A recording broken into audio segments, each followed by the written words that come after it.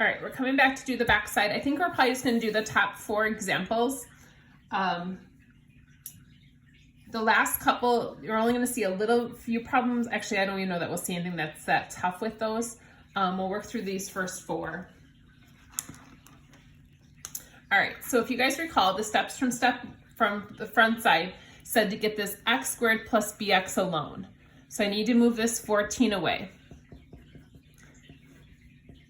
Now, it will give you the directions to solve by completing the square. This one, actually, you can solve it by factoring otherwise. Oh no, actually this one's not factorable.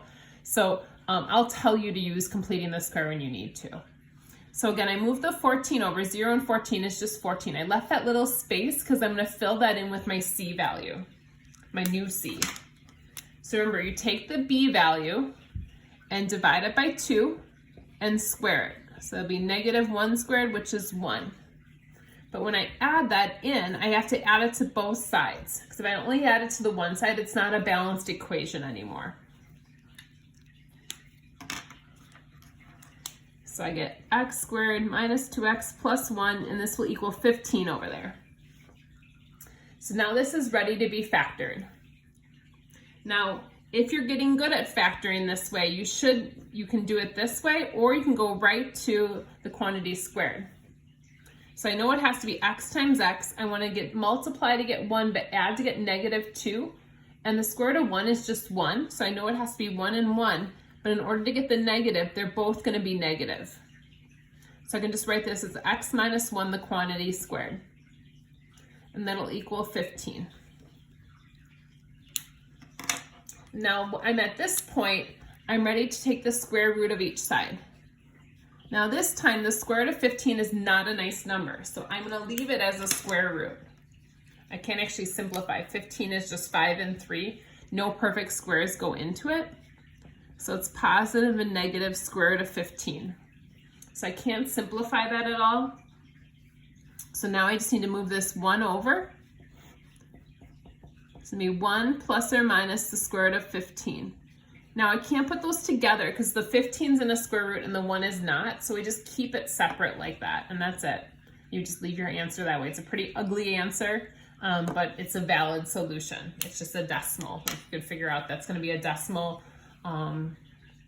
This is about 3 point something, almost 4.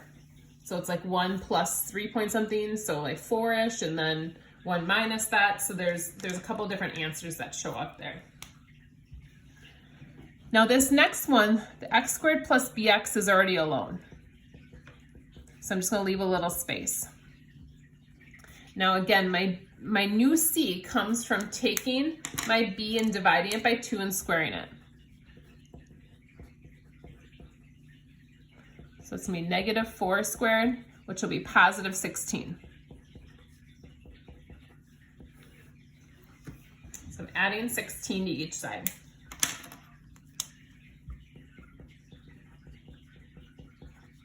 And this will equal 7. Again, this should be able to be factored right away as a difference or as squares. If you want to write it out as 2 separate equations or 2 separate parts, that's fine. But again, I want to multiply to 16, add to -8. So square root of 16 is 4 and 4. But in order to get a negative, I need 2 negatives here, and then that'll give me a positive here, but a negative there. Now I'm ready to solve. I'm going to take the square root of each side.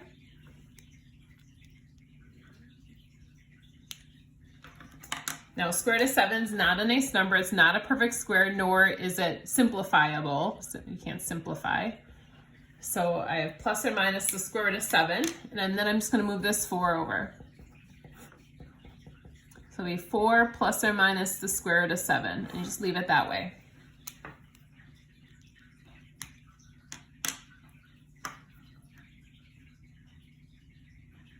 All right, this next one, we're going to move this 16 over to begin with, because remember we want this part alone.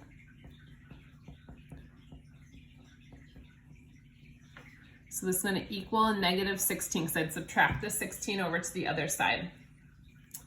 So I need to do b divided by 2 squared. So 6 divided by 2 squared which will be 3 squared, which is 9.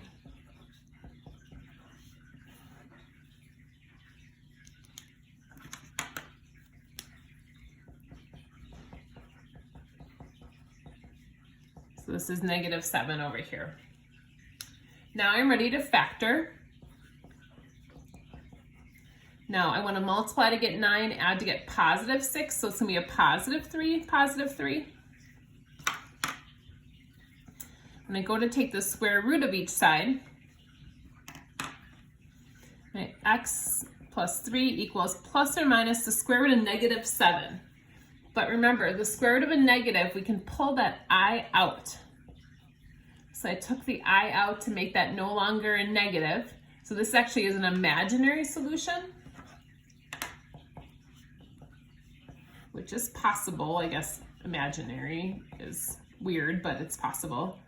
So I write that as negative 3 plus or minus I squared to 7.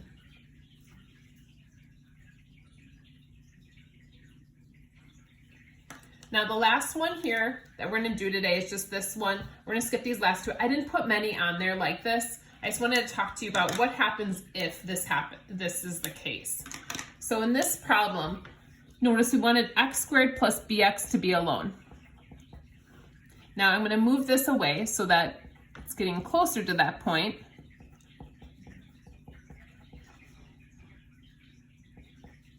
So this will be 34 over here. Now the issue is I want it to be x squared. This is an x squared, so I have to get rid of that. So in order to do that, I can divide everything by a negative 2 to get rid of that x, the number in front of the x squared. So I'm going to divide everything by negative 2, and you could have done this right away as well. So this is going to be a minus 18x. I'm going to leave a little space, and then this will be a negative 17.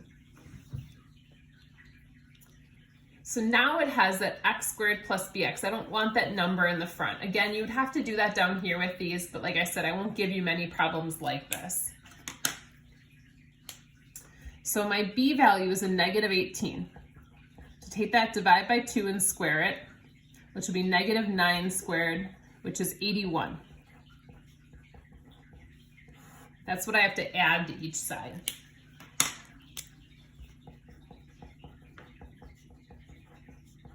And 81 minus 17 is going to be 64. So now this is ready to be factored. I want to multiply to 81 and add to negative 18. So it's going to be a negative 9. Multiply to 81, add to negative 18. You might notice that when I go to take the square root this time, 64 is actually a nice number to take the square root of. Plus or minus 64, square root of 64 is just going to be 8. So I have two equations to set up. X minus 9 could equal 8, and x minus 9 could equal a negative 8. So I have 2 to solve, and I'll find my 2 answers. So x will equal 17, and also 1. So if you can get rid of that negative 2 to begin with, that makes this problem a lot easier. So the homework is listed here down here for you guys. Please let me know if you're struggling with anything. I'll help you out if needed. Otherwise, hopefully it's going well. Take care, guys. We'll have a good day.